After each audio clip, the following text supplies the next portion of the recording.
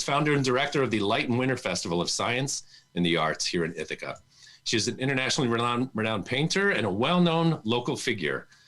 If pursuing multiple talents and seeking enriching experiences serves the communicator well, we've got plenty to learn from today's guest. So please join me in welcoming Barbara Mink to today's keynote. Thanks for joining us, Barbara.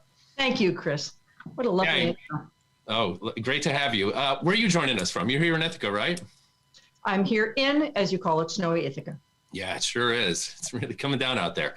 Thank you, audience, for joining us wherever you may be around the planet. A couple quick programming notes. I would encourage you to ask questions throughout our discussion today. We're going to be taking questions as they come, right? So you open up the chat dialogue in the upper right part of your screen. You'll see that little dialogue bubble. Open up that and you can submit questions throughout, and I'll be getting them here on the back end from my colleague, Katie.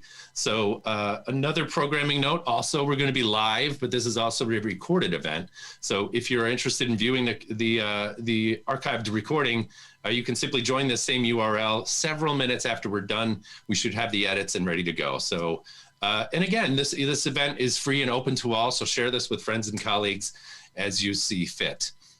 So Barbara, let's begin the conversation. You know, when we first started talking several weeks ago in early conversations, you had mentioned that your interest in international cross-cultural communication stems from early experiences traveling abroad, living in other countries. So tell us a little bit about where you visited, what you experienced. Yeah, I was very fortunate. When I was in my last year of high school, I was an AFS exchange student.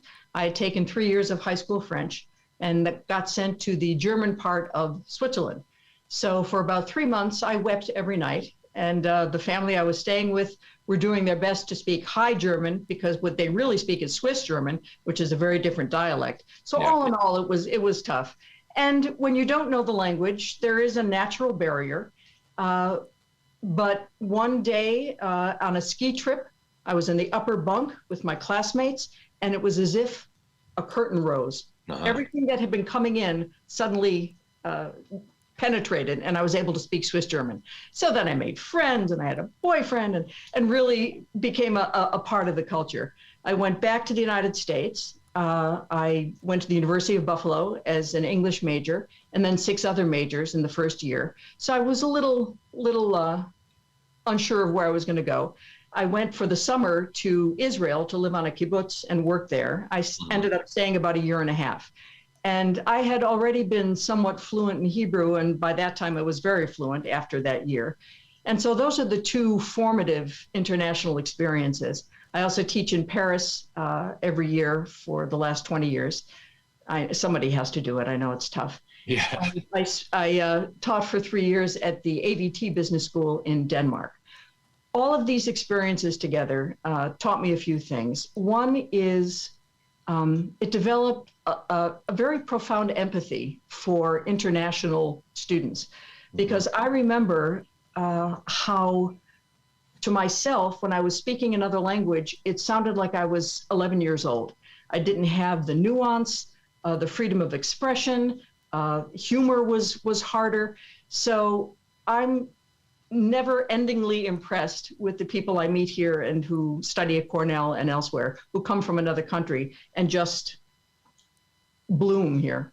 So that's where the empathy comes from, and my interest in intercultural communication. Yeah, absolutely. Speaking of, well, intercultural, cross-cultural, we have people from all over the planet joining us, right? So Israel, Toronto, Brazil, Budapest, and so on. So it's nice to have an international audience. Welcome, everybody, for joining us.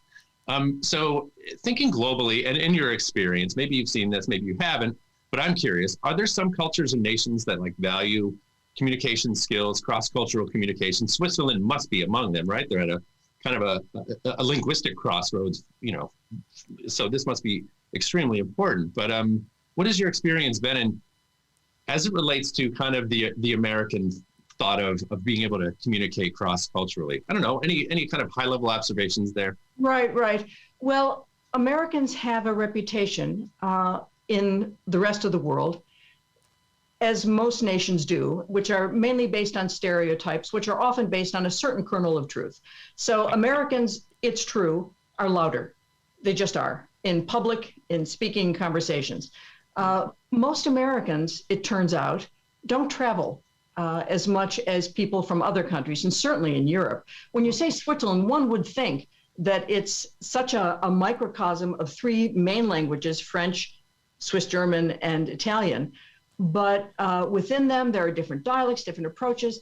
So what I found is that the people from Scandinavian countries, Sweden, Denmark, and Finland, are the best at speaking English because relatively few people speak their language. But you could say the same thing. People in Israel don't necessarily speak English as well as the Scandinavians do. Maybe it's the educational system, I don't know. But in terms of the importance of cross-cultural communication, I would be loath to say that some countries don't care. I think that many Americans take for granted that English is the language that of international communication, certainly international business. In fact, there was a movement a number of years ago, you probably heard of, called Globish, when social scientists came up with a vocabulary of, I think, about 800 simple words that anyone from any country could learn and be able to transact business internationally. But I think that's faded now. De facto English is a common language, but there's also increased sensitivity in this country to at least make an effort to say at least a few words in somebody else's language. And most of the time, those efforts are very much appreciated. Yeah, so thinking about international business, doing business globally, let's break it down. Let's go back down to the individual level. This is where I think I want to base our conversation. So, you know, do some people exhibit like a natural ability to communicate, to understand languages, to understand the nuance, the body language? I mean, or is it a learned skill? Is it a bit of both? I don't know. You tell me what's been your experience. Well, your choice number 3 was the right one. It probably is a bit of both. Yeah. One of the things that I noticed was the ability to actually be present when you're with someone and to try to avoid making assumptions about what you're seeing or hearing. So there's a tendency, especially in this country, to dismiss people whose English is not perfect as not being worth listening to or too difficult, too hard to make conversation, and they don't make the effort. It could be found in other countries as well, I'm sure. But on the individual level, being present, really listening, and not assuming that one way is the best way. And I think that's what I've found most useful in doing the eCornell course that I did in cross-cultural communication, is trying to get across the idea that one way is not better than the other. It's a different way, and as such, should be put on the same plane. Bad communication is universal. Not listening, dismissiveness, impatience, lack of caring. But good communication is also a universal ability to learn. I would think that people who grow up in multilingual households have a much easier time of it. And certainly teaching at Cornell, I know I have many friends whose children are being brought up speaking at least 2 or 3 languages. That automatically makes a difference. And we see all kinds of code switching in this country. If you speak one language at home and you're bilingual and you're in another context, you speak differently. Yeah, exactly. So let's talk about your constituency, who you teach. You're a lecturer at Cornell, right? So we're talking about undergrad students. Worked in graduate students. MBAs. Oh, graduate students. Okay. All right. Yeah, so I teach MBAs at the Johnson School. There we go. MBAs. Okay. So you've got people who are pretty far along, presumably pretty high potential communicators, let's say. Are there common deficiencies? Where do you think people are generally most deficient? Is it the empathy? Is it the ability to remain attentive for a long time? Is it the ability to ask the right questions? I don't know. Where do you think people typically have the most way to go? Or maybe there are no trends, but I don't know. What do you observe from time to time? I don't know what the trends are, but I do observe that for people who come here from another country, the onus seems to always be on them. Yeah. To find American friends, to read as many magazines, to certainly watch TV. We all know the movie. If you don't, you should watch it, Splash, where the mermaid teaches herself English by watching TV all day. Yeah. Possible. But Americans sometimes take it for granted that everyone will come to us and don't make that much of an effort. So reaching out and Americans making an effort to befriend and actually, in a meaningful way, befriend people from other countries, I think is very important. Mm-hmm. You mentioned that you had authored an eCornell course. I just want to share with the audience. Anytime we cite some of these, I'll ask some of my colleagues to share the URLs to those courses in the chat. They're a great way to kind of understand everything that it takes to become a successful communicator, and are a great way to just kind of learn yourself if that's something you want to work on. So back to those deficiencies or things that people tend to need to work on the most. How do we know about ourselves? How do we discover whether or not we are good communicators? Is there a way to self-assess? Do we need a counterpart to bounce things off of? How do you recommend that we kind of understand our own communication style and then learn what we need to do to improve it? One of the most basic foundations of the cross-cultural class that I did is something that I use in my interpersonal communication class. And what I found enlightening was using this self-assessment tool called Social Style. It's by a company called Tracom. Yeah. Using the social style self-assessment to answer exactly the question you're asking, Chris. What it does, unlike everything from Myers-Briggs to a Vogue questionnaire, it doesn't just say who you are or what kind of person you are. It looks at how you're perceived, how your communication style is perceived by other people you work with. That kind of mirroring or getting a sense of how other people see you is a good way to assess what kind of communicator you are. And I know earlier in one of the other questions you mentioned something about communication deficiencies. There are specific tics that we can all change. Speaking too quickly. If you talk too quickly, there's no way somebody can understand it. It's just all the words sort of together. Americans are often really sort of together. Yeah. When you enunciate clearly, that's a kindness. A lot of Americans, when they're talking to somebody who doesn't speak English, just talk louder, as if that's going to make a difference, but it doesn't. If you enunciate and speak at a pace that's comprehensible, it's just a generous offering. But other than that kind of specific skill that you can change at the drop of a hat, if the incentive is there, realizing that your method of communicating, which has probably served you well all your life, might not be effective in certain situations. For example, I'm what's called in the social style matrix an expressive. I had thought of myself as a driver, and that comes from when I was chair of the county legislature and doing 3 jobs at once. I have an idea, I push it forward, this and that, but I used to act, and I'm generally a hand user.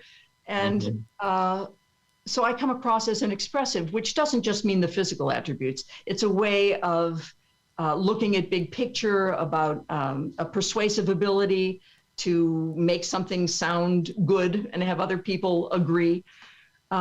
So if I'm an expressive and I'm with somebody who's called in this matrix an amiable, for example, and these words are not always exactly what they mean in English. Doesn't mean just get along, go along. Yeah. Amiable communicator is somebody who cares about everybody in the room taking part, who cares about preventing conflict and making sure things get done in a way. So if an expressive is impatient and hurried, let's do it, let's go. And an amiable, hold on one second, somebody didn't say something. That kind of working relationship can be very productive. It's at the essence of diversity in general, right? That when you are with somebody just like you, on the one hand, it's super easy and fast to get things across. You can finish each other's sentences. When you're with somebody else, it requires both people to honor the kind of speaker and communicator you are, and to take that into account and to give each equal weight, not let somebody dominate. So this kind of personal assessment is what I thought related, in a way, it's taking a different kind of look at cultural stereotypes, which is what I found most of the books and lecture series I had seen focused on. There are all many books that you can find that say Germans are on time and efficient. People from South America are always late and casual. Very broad stereotypes, most of which don't fit anymore. But so that's the broad level. But from the personal level, if you are somebody who's expressive, you can relate to somebody from Italy or somebody from Latin America. If you're a driver, maybe you can relate to the German or German-Swiss style of doing things, somewhat more reserved, maybe. But whenever you're trying to equate a personality type with a larger cultural group, there are dangers as well as benefits, because there are always exceptions. So I'll stop there. We can pursue it if you want to. I want to follow back up on the social style thing. So it involves like a group activity. I'm just trying to understand the dynamic here about. No, I use it as a basis for looking at how people interact, but it's a self-assessment. It's a quiz, and it lets you know where you are on the matrix, how other people see you if you answer the questions honestly, which you always should. Yeah. And that gives you a basis for recognizing that if somebody is sitting in a meeting, if you're in a team of any kind, and there's somebody who never says anything, they look attentive, they're paying attention, they just don't speak up. It's not because they have nothing to say necessarily. It may be because and this doesn't have to be an international speaker of another language, it's just anybody has a different style, is thinking about how to formulate the question, wanting to hear more information before he or she says anything. There are all kinds of reasons. You and I had a little sidebar before we started here, and I'm really interested in this question. So here's how I wrote it. When communicating, it is important that we always kind of check in with our counterparts, those who we are dealing with, especially if we feel like there is a cross-cultural barrier, or you're missing the mark, or somebody's kind of looking back at you blankly, maybe not getting what you're saying. How do we kind of check in with that kind of stuff?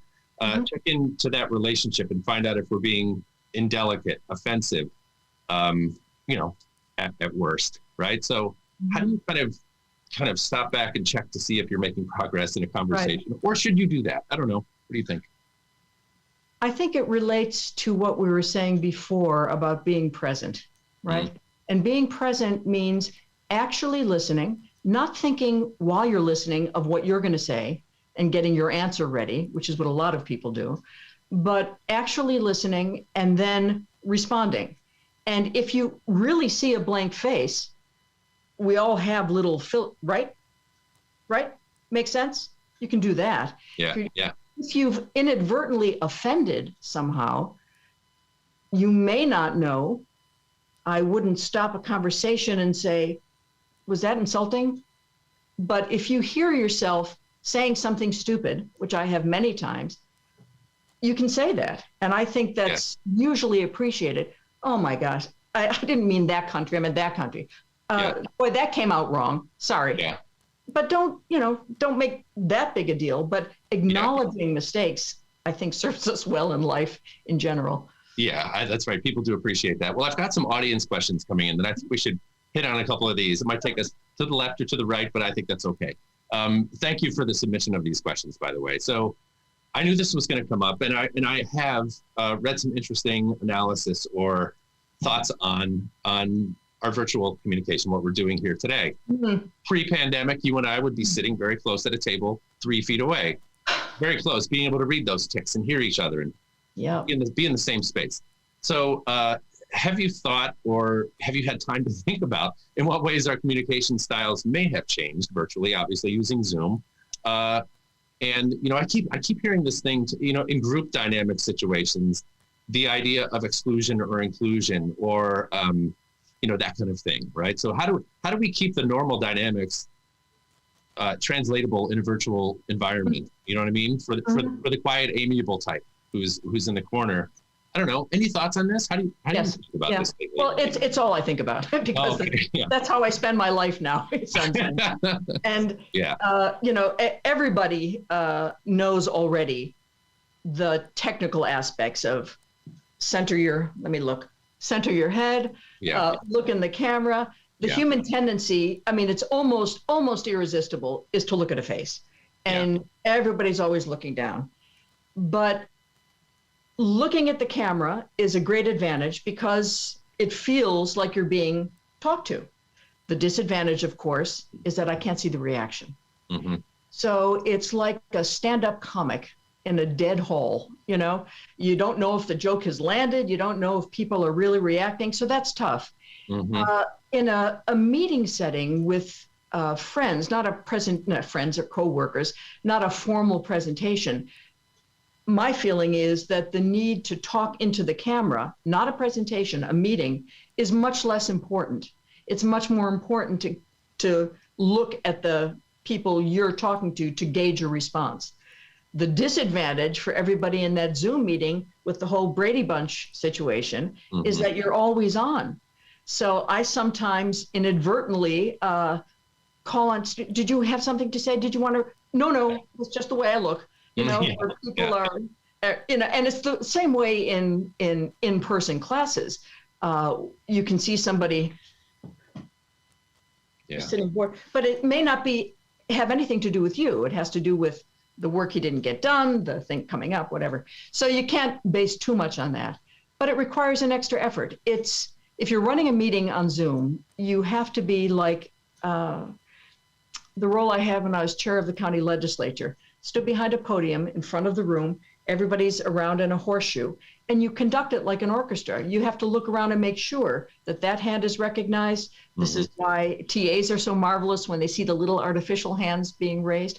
And a lot of people are missed, and the exhaustion factor is huge because of the lag, the bad Wi-Fi, sometimes coming in and out and sometimes pausing. All of these things, people are getting used to that now. But in terms of actually coming across, it takes an effort, it's doable, it's different. Yeah, the Zoom eye contact thing is always tricky. I'm looking not at you, but at my camera, but you think I'm looking at you. That's something that if you really want to get a point across, sometimes that helps. A little bit of advice. So let's switch gears a little bit. A question's coming in from Minneapolis rather. Do you have much experience with deaf culture and communication? How do you see this in the mix of spoken languages? Oh, I don't have experience with that, but it's fascinating. I don't know ASL and I don't have experience, but I'm a great appreciator of translators.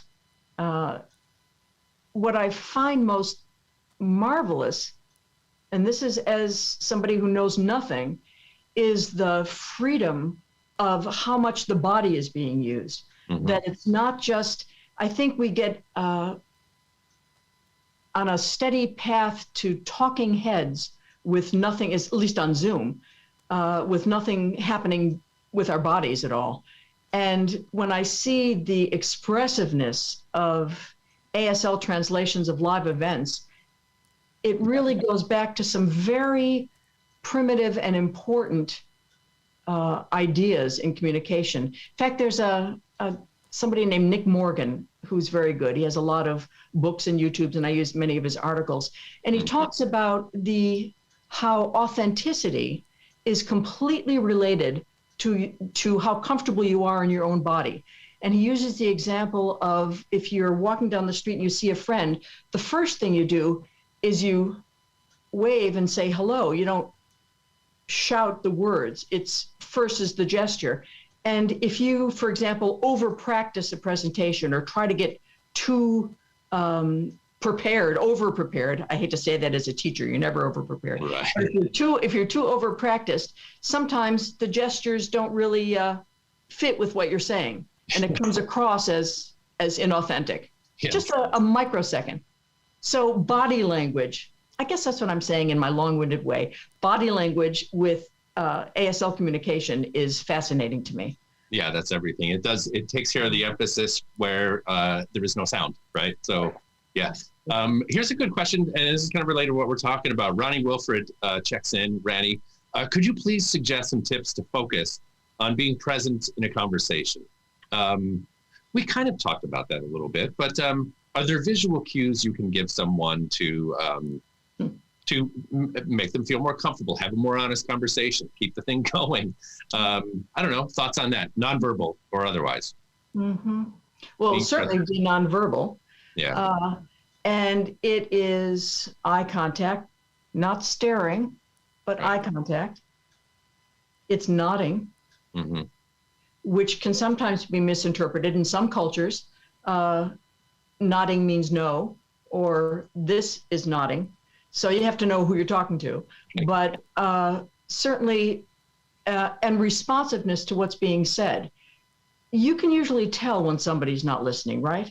Certainly put away your phone, or your watch, but not having a glazed eye or looking away and not really responding with your face and whatever subtle verbal cues there are is a way to shut down a conversation. It signals that you're not interested. If you want somebody to talk, you ask them a question and you listen. Mm-hmm. Flexibility. How do we build flexibility in our own approach? Some of the discussion around some of the course content that you cover. Yeah. Is this concept of meeting someone else's styles, right? Mm-hmm. We all need to some degree to be flexible. Some of us are not. Some of us are extremely flexible, maybe to a fault. How do we think about that? Meeting somebody else where they are. Mm-hmm. It's a big question because flexibility doesn't mean giving up who you are.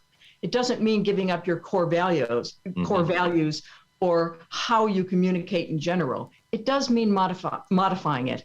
And that's what's so attractive about the notion of seeing yourself as others see you.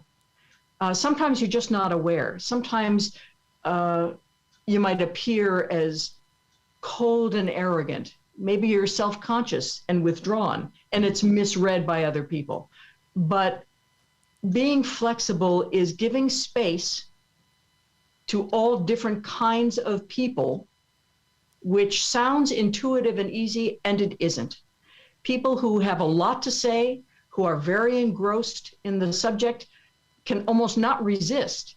And then you end up with somebody who's dominating a situation when they shouldn't be. This happened to me in class the other day.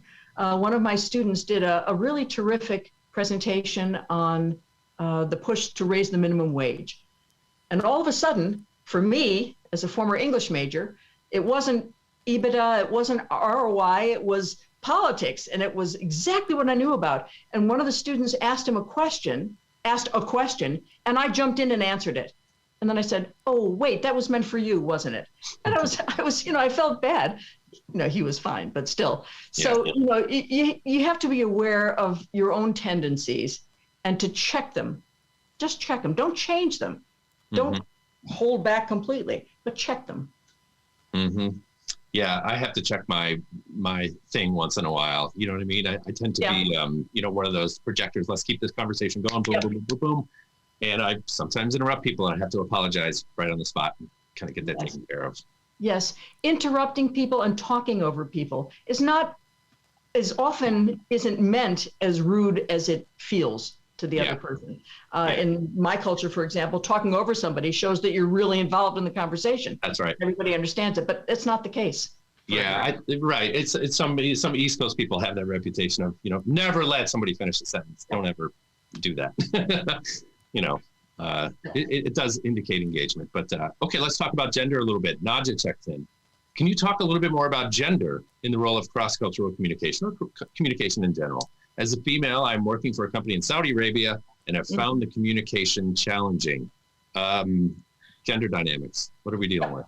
Yeah, so I'm not overly familiar with the gender dynamics in Saudi Arabia specifically, but gender is a culture.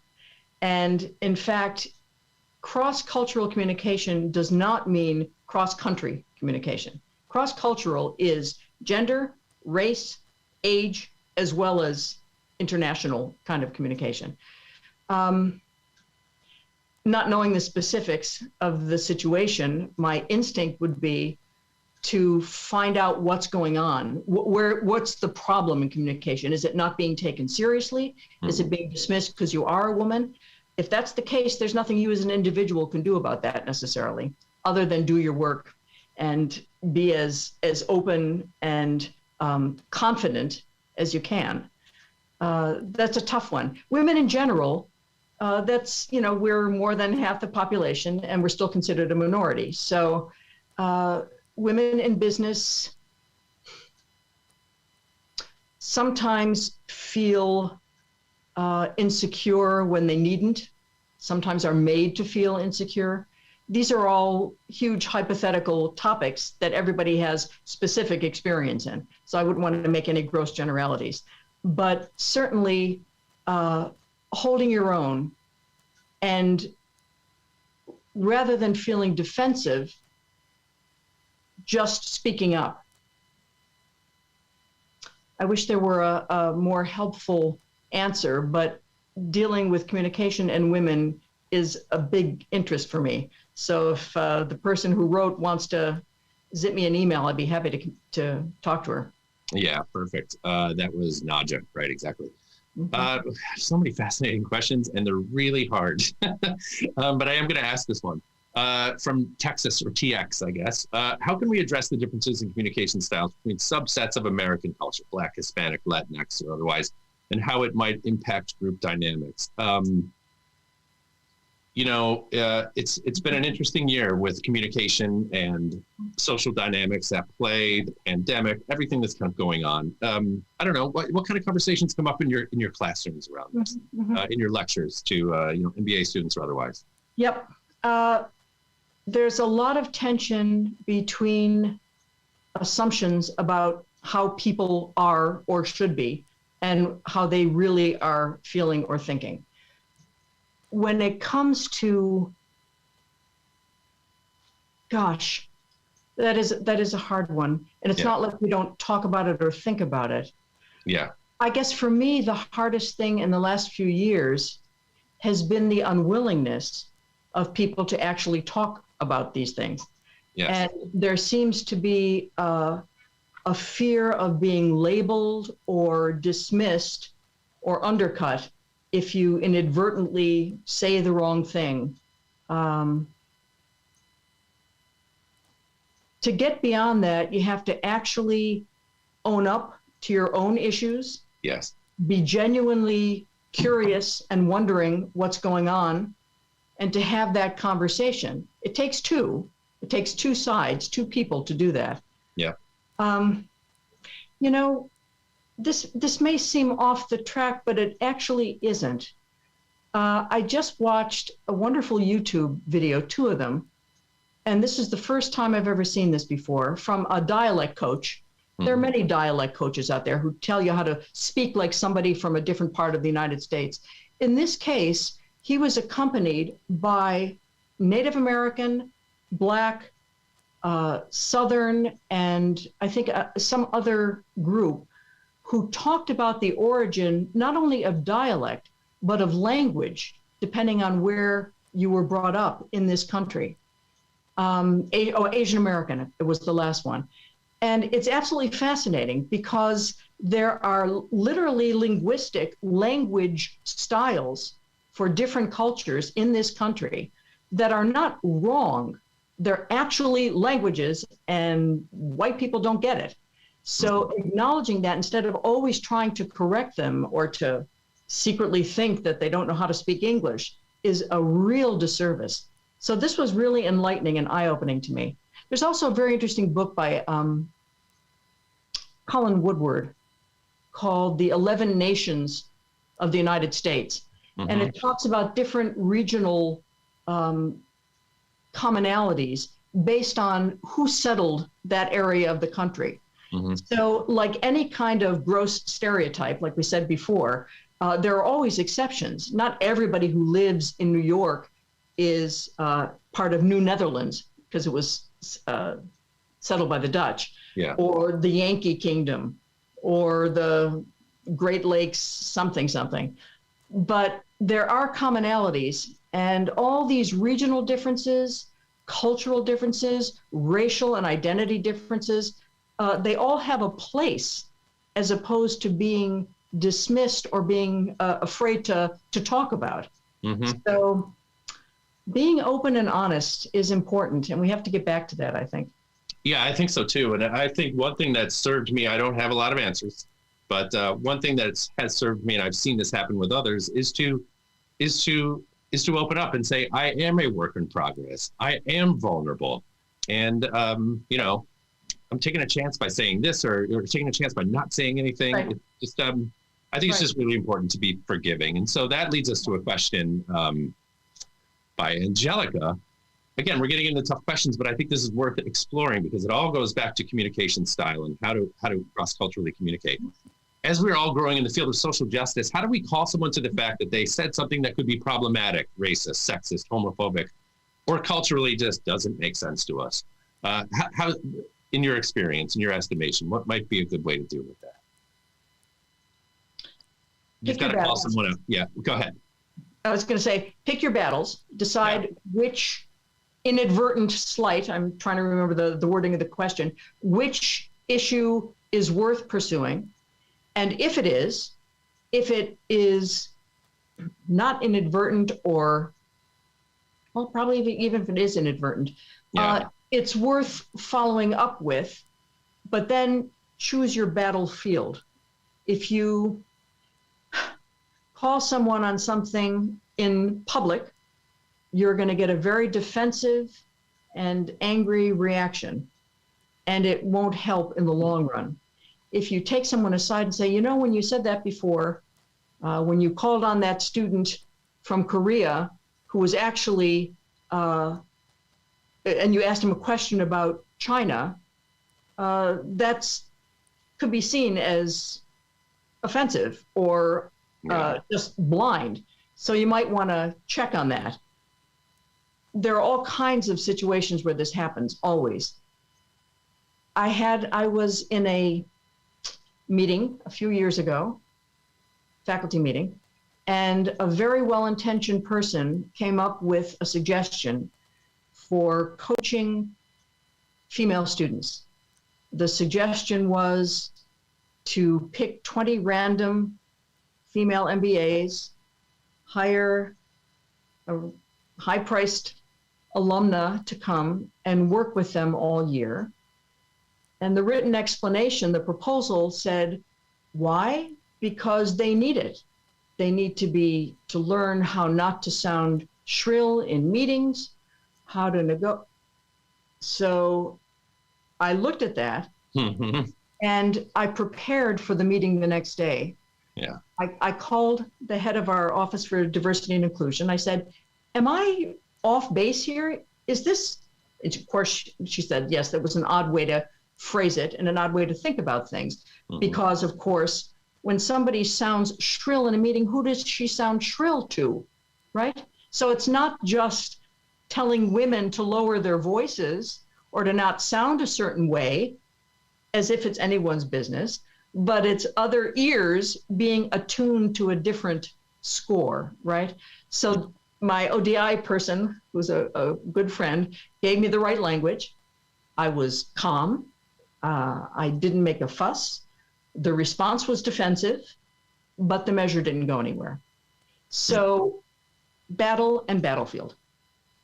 Yeah, one thing that my wife uses this expression once in a while, and I think this is a good one, which is sometimes if you end up in and this is to go back to the, the question that we had just a couple minutes ago about, do you call someone out, right? But I guess, and I think this is pretty good advice, which is to, when you're calling them out publicly, different things happen. But if you call them in, you know what I mean? Nice. That's a nice juxtaposition. Yeah. A one-on-one, having an aside, figuring it out outside of the public eye. Right. Things can change. Maybe you can actually get some positive net results. Yeah, tough one. Lot of good questions coming in. Were you going to say something? Sorry, Barbara. No, I was just saying it was a good question. Yeah, I like that one too. Somebody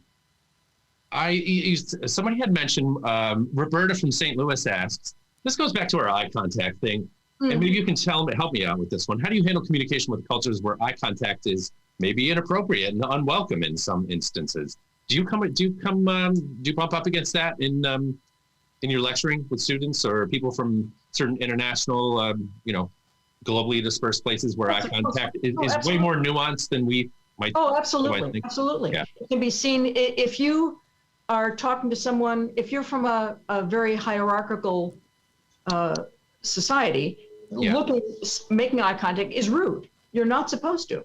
So the issue for students in the MBA program at Cornell is that they're here to learn how to deal with Americans. So I encourage them to make eye contact, to make an effort to overcome their natural reluctance. When they go home, they're not going to do that, right? This is an example of global code switching, right? If you're in a particular country and this is the language of business that you're trying to deal with, then you're going to have to try to rise to the occasion. If I'm in their country, I'm not going to push my way of doing things. I'm going to try to respect, or at least not take offense if somebody's not looking me in the eye, and ascribe the motives that are often ascribed in this country of shiftiness or, untrustworthiness, things like that. It's just not the same. Being aware of that is very important. Yes, absolutely. It's probably completely crucial. So I want to talk about your courses a little bit and some of your teaching, because you do seem to have a pretty unique approach here. In your estimation, how are your courses or your cross communication, the way you instruct students on this? How does it differ from anything else out there? What is it that informs your particular unique approach, do you think? I would never use the word unique for me. Okay. It comes on the work of many, many people. Got it.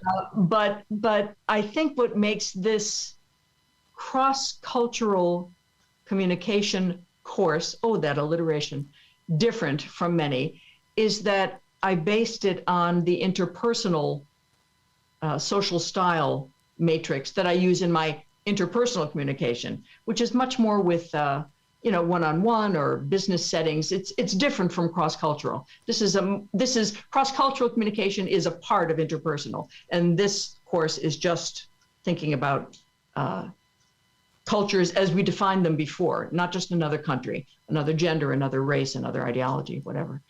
And by doing that, it makes you become more aware of yourself in a way that going just top down, thinking about cultural stereotypes, knowing how to present a business card in one country, or not to be impatient if a meeting starts late in another.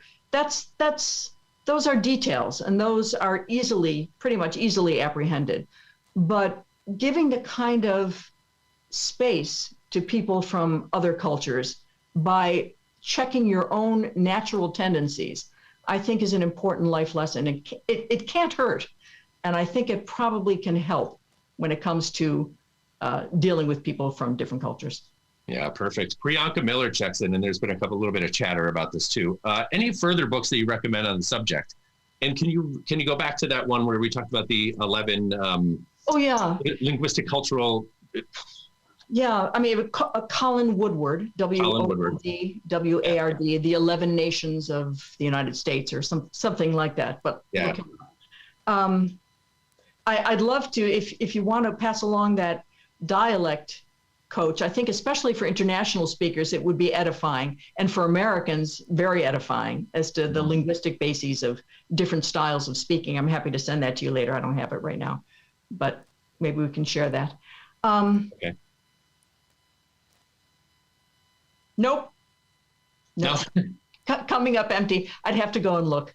No, I understand. Okay, that's a tough one. This one's, let me just take a quick scan here. Yeah, this is a good one. Ayumi asks a question that I was going to possibly get to at some point. Ayumi asks, how can we bring awareness of cross-cultural communication to those who are not so culturally diverse? And let's say we identify ourselves as not culturally diverse. I'm not well-traveled. I don't know a second language, but I'm being put in a situation where those things are going to become pretty urgent. Let's say I've got a new job, right? And I'm going to be overseas a lot. Mm-hmm. Are there ways that we can study culture other than, kind of outside of the academic sphere? Are there things that we can augment our learning by, I don't know, reading books, citing movies. I don't know. Does this come into your world at all as a way to become more globally aware, culturally rich, if you're kind of starting from a deficient place? Yeah, that's a very good question. There are all, if you're putting it in a professional context, there are literal cross-cultural training programs that a lot of companies send us to. I've never taken one, but I almost taught one. And you can learn about different ways of doing things, the kind of things I alluded to before, different habits of living, different ways of doing things. I can tell you, having learned this firsthand, for example, and of course, this is true in any big city. I didn't realize it at the time. When I first went to Paris, I live in Ithaca, New York, which is very similar to Bedford Falls in It's a Wonderful Life with Jimmy Stewart. FedEx man calls out on the street, I have a package. Everybody knows everybody. Everybody says hello. This is what you do. Yeah. And in Paris, I would get on the subway and I'd sit there and I'd see somebody across the way and I'd smile. And I was told, you can never do that, never. From a woman, it's a come on, it's an invasion of privacy. You sit there and you just look like it. Okay, so that's a word to the wise. That's something that you can learn. Yes. I learned a different lesson, and this has to do with the French sensibility. I was in Paris, I went shopping, I bought a raincoat, patent leather red. It was ridiculous. I took it back. She said, "You returned it?" I said, "Yes, I never return anything." "Why?" "I don't want anyone to think that I made a mistake." So that's either a personality trait, but I think it is elevated on a certain level to maybe cultural level. So these are the things you learn and of course, that's not the question, you learn by living. But if you haven't been, or if you haven't had the opportunity, you can certainly read about it. There are all kinds of books out there that will give you a better sense of how to behave yourself. I think what we're talking about and what the course that I did was about is becoming much more aware of yourself, which is what a lot of people don't do. And by knowing how you come across to other people, and then you read a book that says, that's not the style that's in that country, maybe that makes you a little more self-aware and able to control how you would normally come across. Any tips or any ways of thinking about how we can improve, whether social style, I'm kind of going with your self-assessment kind of thing, right? Understanding yourself better seems to be a through line that I'm hearing throughout this conversation, right? And there seems to be genuine curiosity among the audience here. Everybody seems pretty hungry for this. And it's something that I think all of us could afford to think about a little bit more. Outside of the social style, self-assessment kind of thing, is there anything we can do informally in groups? Are there, are there public speaking organizations that either you're a part of or that you would encourage others to become part of? Or would you encourage people to get out of their comfort zone and try something they haven't done before? Debate team? I don't know. Any advice as far as that goes? Well, those are wide-ranging choices. Yeah. There are very few opportunities to be on a debate team, but if you have one, that's a good way to focus on. In fact, I use debate in my interpersonal course to reflect listening and quick responses and so on. But, most of the speaking organizations I know of are something like Toastmasters, which get you to stop using filler words and to speak more slowly and to come across better. The self-awareness and the thinking about how you interact with other people, I feel very strongly that is the only way progress can be made, both in terms of much more ease of conversation about difficult subjects. We touched on this before. It's not a small thing. And it's much easier not to deal with it. And it's much easier not to look at yourself. When I hear myself on,